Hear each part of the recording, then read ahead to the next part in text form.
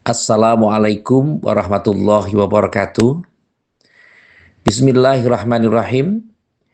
Kesehatan merupakan sesuatu yang sangat penting agar kita bisa melakukan sesuatu, bisa beraktivitas, dan bisa menjalankan apa yang harusnya dijalankan. Di dalam kehidupan kita, kesehatan ini ada namanya kesehatan jasmani, ada namanya kesehatan ruhani, atau kesehatan mental. Kesehatan mental ini sangat dibutuhkan agar kita mampu berjuang, mampu menghadapi ujian secara tangguh, ulet, kuat, supaya kita bisa tahan uji. Dengan mentalitas yang sehat, kapasitas hidup kita tentu akan menjadi lebih baik. Tetapi mentalitas itu akan terkait erat dengan bagaimana kebiasaan-kebiasaan kita dalam mengatasi permasalahan hidup. Kalau kita terlalu biasa untuk menyudutkan pada konsep bahwa kebahagiaan kita adalah kesusahan orang lain, atau suka melihat orang lain susah, atau senang ketika melihat orang lain susah, itu berarti mentalitas kita sangat tidak sehat. Pendekatan-pendekatan yang ada adalah harus diwarnai dengan pendekatan yang kaitannya dengan ilmu pengetahuan. Sekarang ini orang bangga ketika menguasai ilmu pengetahuan dan teknologi, tapi mengabaikan bagaimana mentalitas yang sehat.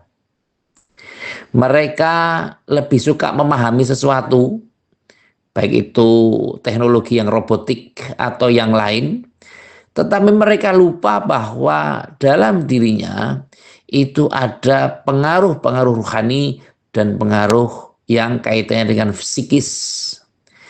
Dengan psikis yang sehat, jiwa yang sehat, maka akan terpupuk sebuah mentalitas yang kuat.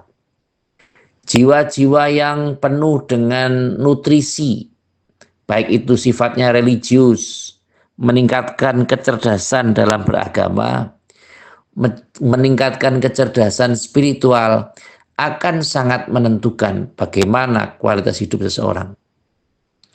Kalau kita hanya terbiasa memahamkan sesuatu hanya mengandalkan otak kita, ya hanya belajar dari buku ke buku, tanpa harus endorse kepada orang-orang di sekitar kita, mungkin orang yang lebih senior, orang yang lebih tua, orang yang lebih berpengalaman dalam hidup, dan seterusnya, mereka tentu akan abai dengan mentalitas. Mereka akan menjadi jiwa yang apatis, jiwa yang tidak humble, yang tidak peduli terhadap lingkungannya. Biasanya ini terjadi pada generasi-generasi Z yang apa saja sudah terpenuhi kehidupannya. Mereka membutuhkan bantuan kaitannya dengan kebersihan. Dalam aplikasi sudah ada Go Clean. Mereka dengan aplikasi itu sudah menunjukkan dan bisa mengundang siapa saja dan kapan saja untuk membantu mereka. Mereka mungkin tidak bisa masak, tapi lapar karena dia punya uang, atau tidak punya uang tapi bisa top up di rekeningnya siapapun, atau dengan jalan-jalan yang mereka bisa lakukan. Ya mereka lakukan saja, memenuhi kebutuhan itu. Mungkin dengan dia memenuhi kebutuhannya, dia akan merugikan orang lain. Mungkin dia bisa top up dengan menggunakan gadgetnya orang lain, sehingga tentu kehidupan mereka sangat tidak produktif dan sangat bersifat konsumtif. Pola-pola inilah yang nantinya perlu dijadikan sebagai sarana untuk bagaimana pembelajaran, baik itu pembelajaran agama, pendekatan-pendekatan secara psikologis yang kaitannya dengan bagaimana meningkatkan citra diri, bagaimana meningkatkan marwah dalam kehidupan, itu sangat dibutuhkan. Anak-anak harusnya tidak dibiasakan dengan permainan-permainan yang tidak mendidik. Dalam bahasa sekarang, permainan yang tidak edukatif. Mereka lebih suka bermain dengan alat, bermain dengan HP, tidak bermain dengan teman-teman sebayanya. Yang tentu saja kalau dibiasakan seperti itu, ya bisa dialami oleh siapapun, mungkin dia juga akan mengalami. Kedepannya dia tidak akan mendapatkan teman sesuai dengan harapannya. Dia akan mengelompokkan dengan temannya sendiri. Dan ini sesungguhnya tidak baik untuk mentalitas mereka. Anak-anak mestinya diajarkan bagaimana cara menghormati orang tua. Kalau orang Jawa ini ada unggah-ungguh, bagaimana membahasakan diri, bagaimana meletakkan diri. Cara bahasa sekarang adalah bagaimana memporsikan dirinya sesuai dengan apa yang ada pada dirinya itu sendiri. Dalam bahasa Jawa disebut man papan atau satundo sak bilik-bilik, sesuai dengan derajat pangkat mereka masing-masing. Kalau anak sudah bisa menguasai dirinya, ada namanya kecerdasan emosional, mentalitasnya baik, tidak suka menyukai atau suka menyukai hal-hal yang jelek, tidak suka menyakiti orang lain, tidak suka acuh tak acuh atau a priori. Kadang-kadang orang tua yang mungkin tidak punya waktu untuk menemani keseharian hanya menyerahkan pada HP. Dan kadang orang tua juga tidak mengerti apa yang diakses oleh anaknya. Terus bisanya muncul adanya tagihan, pinjol, ojol, judol, dan yang lain. Ini juga membuktikan bahwa orang tua memang harus cermat, teliti, dan cerdik. Yang paling perlu dipahami sekali lagi adalah orang tua harus evaluatif.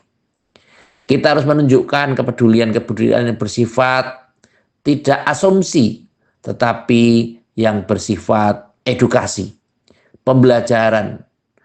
Karena sudah pernah saya sampaikan bahwa kecerdasan bermedia itu sangat dibutuhkan oleh generasi remaja saat ini. Gen Z saat ini membutuhkan arahan-arahan. Kalau ada pusat pendidikan, tentu ada pendidikan di luar sekolah, ada pendidikan dalam rumah, ada pendidikan sekolah, tapi tentu saja ada pendidikan bermedia sosial. Ketika anak diupayakan pendekatan religiusnya baik, mereka suka mengaji, mereka suka belajar akidah, akhlak, mereka suka belajar tentang aqaid, tentang tauhid, tentang muamalah, bagaimana mencermati kehidupan sehari-hari, bagaimana kepedulian dengan teman, dengan kawan, sahabat, adik, kakak, keluarga, atau orang-orang yang lebih senior, atau bahkan orang-orang yang lebih kecil daripadanya. Maka tentu saja ini akan membantu untuk memberikan resep agar mempunyai mentalitas yang sehat. Yang paling penting, coba kita tunjukkan pada anak-anak kita, jangan mereka cepat putus asa, ngelokro, dan tidak tahan uji terhadap sesuatu yang terjadi di keseharian mereka. Hidup ini tentu adalah perjuangan. Dan perjuangan tentu harus diimbangi dengan doa.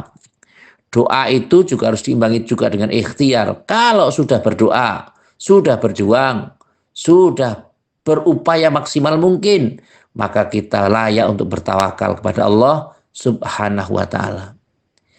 Dalam hal ini, mari aset terbesar kita adalah anak-anak kita, saudara-saudara kita, keluarga-keluarga kita. Jangan sampai mereka itu lebih tertarik pada hal-hal yang sifatnya aplikasi, yang sifatnya media sosial, yang kadang media sosial itu kita tidak tahu sejauh mana mereka melaksanakan atau beraktivitas. Tentu saja ini perlu pengamatan dan perlu diajak diskusi. Bagaimana supaya anak berada pada tataran peer group, teman sepermainan, Tidak hanya sekedar menggunakan game atau gadget untuk teman bermain, 3-4 orang berkumpul kemudian menggunakan HP yang berbeda dengan game. Nah, tentu ini tidak diperkenankan untuk kedepannya. Kesehatan mental sekali lagi sangat dibutuhkan agar kita tidak terbiasa untuk menyalahkan orang lain, untuk mencaci maki orang lain, untuk terhindar dari hal-hal yang bersifat disinformasi, yang bersifat fitnah, dan bersifat kebencian terhadap orang lain. Kalau anak kita, naudzubillah, sudah terpapar dengan DFK ini, sudah terpapar dengan disinformasi, sudah terpapar dengan kebencian terhadap orang lain, sudah berupaya untuk bagaimana menjatuhkan nama baik orang lain, membuli terhadap orang lain, maka ini akan menjadikan sesuatu yang bumerang terhadap kehidupannya. Maka yang paling penting adalah mari kita jaga keluarga kita agar mempunyai mentalitas yang baik dan mempunyai kesehatan mental, agar nantinya ketika beliau atau anak-anak kita ini terjun memimpin masyarakat yang lebih luas, mungkin berkeluarga dan seterusnya, mereka akan menjadi anak-anak yang bisa diandalkan oleh lingkungannya. Syukur di ranah yang lebih besar. Amin, Allahumma amin. Terima kasih kepada semua pihak yang telah membantu terselenggaranya acara ini. Semoga yang sedikit ini bermanfaat. Sekali lagi terima kasih atas segala perhatian dan mohon maaf atas segala kekurangan. Saya akhiri wallahul muwaffiq ila aqwamit thoriq. Wassalamualaikum warahmatullahi wabarakatuh.